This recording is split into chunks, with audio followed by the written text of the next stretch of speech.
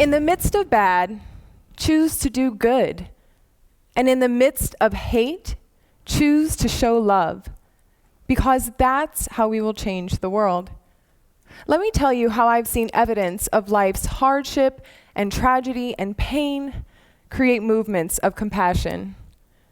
When I was 29, I was automatically inducted to a secret society that no one wants to be a part of. At the time, I was a recruiter, and I was home doing a phone interview with a candidate when during the interview, I got a call. At first, I couldn't hear what the caller was screaming, but finally, the only word I could make out was shot. My husband, Richard, owned a CrossFit, and someone had walked in and shot him.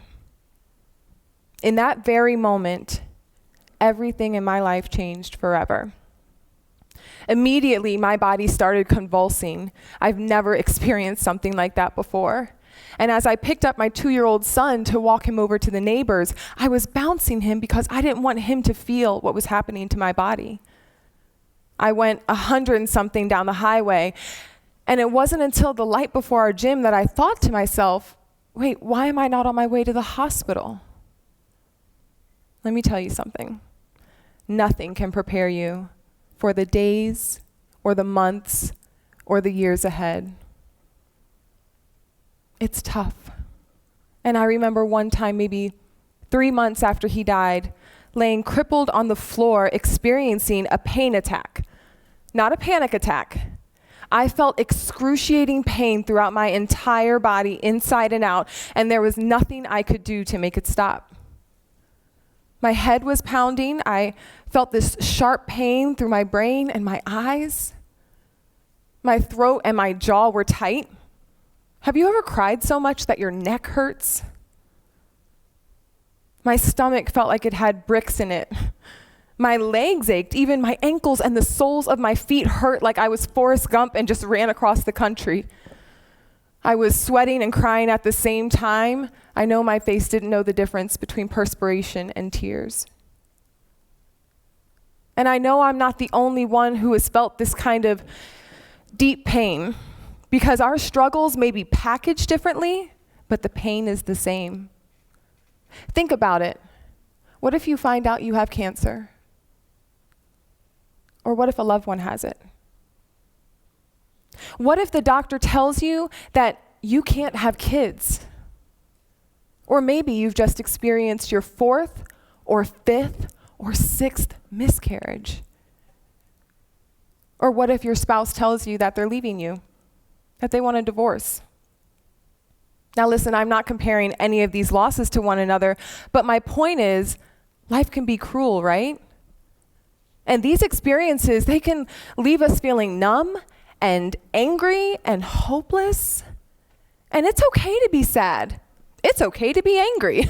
It's okay to be frustrated, disappointed. Listen, you can go to crazy town if you need to.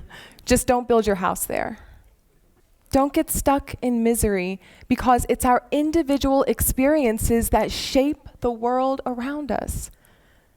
It's like a ripple effect. And when my husband died, I experienced a ripple effect of other changes and losses. And I felt like I was drowning because it was one thing after another after another. But in the midst of all that darkness, there were people who put compassion into action, and they helped me to try and focus on the light. As a matter of fact, that first night is when I saw it. I was standing in the parking lot at the crime scene, and an officer came up to me and he said, "Mrs. Millsap, you're gonna have to call someone to clean up in there." Talk about shocked. How do you respond to that? I didn't know what to say. As a matter of fact, I remember thinking, wow, this is my first responsibility as a widow. So finally I said, "What do you mean? Who do I call? How do I find them?" And his response, "You can look it up in the yellow pages." Thankfully, my pastor at the time was nearby, and he came over and he put his hands on my shoulder and he said, "Karen, don't worry about it. We'll take care of it."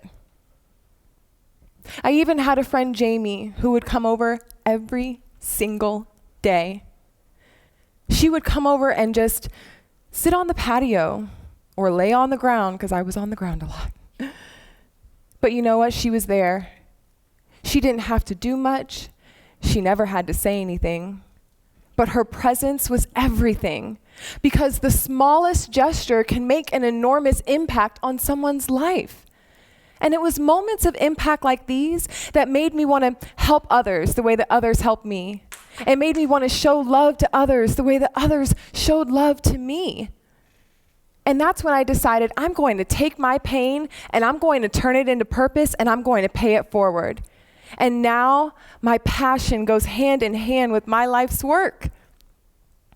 But you know, there's a saying, pain is inevitable, suffering is optional.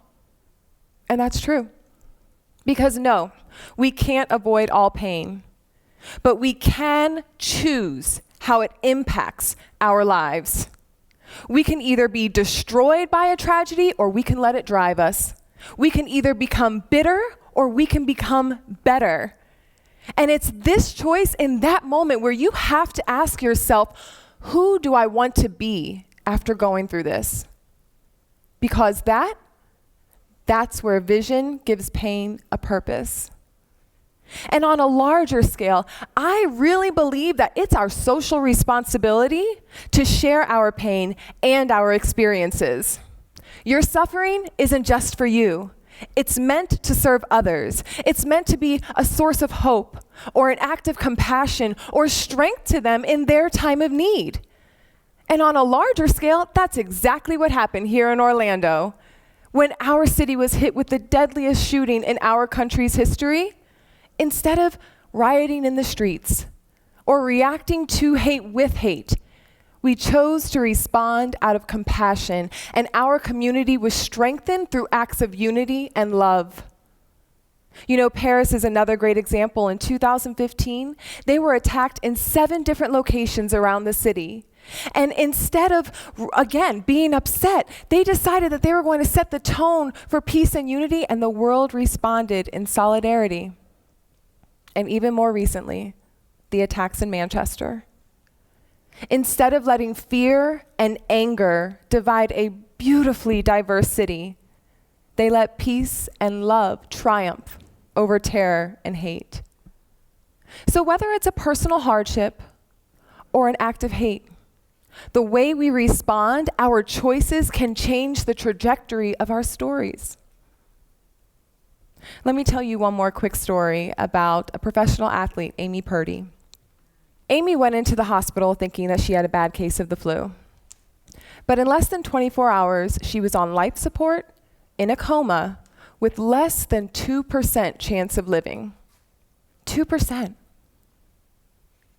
She ended up coming out, but she lost her spleen, hearing in her left ear, her kidneys, and both of her legs below the knee. Sure, she was down for a while, but she did not let life count her out. She chose to embrace her new circumstances and rewrite her story. She actually jokes and says that she realized she could be as tall as she wanted to. Isn't that nice? And that she could make her feet the size of all the shoes on the sales rack. Coming from a size 10 girl, that's really nice. And that when she would snowboard again, that her feet wouldn't get cold. Needless to say, Amy went on to win 2 back-to-back World Cup gold medals in snowboarding. But even more inspiring, she started a nonprofit that afforded her the opportunity to take thousands of shoes to children in need in South Africa. Amy says what was meant to disable her enabled her to be more creative and do more than she ever would have before. So, what has life thrown at you? What was meant to knock you down? But more importantly, how can you use that experience to help others? Now, you may not be like Amy in the position or with the resources to make a large impact. And you may not be like me in such a deep pursuit that you make it your life's work. And that's okay, because no one can help everyone, but everyone can help someone. So my friends, again, I encourage you, In the midst of bad, choose to do good. And in the midst of hate, choose to show love, because that's how we change the world. Thank you.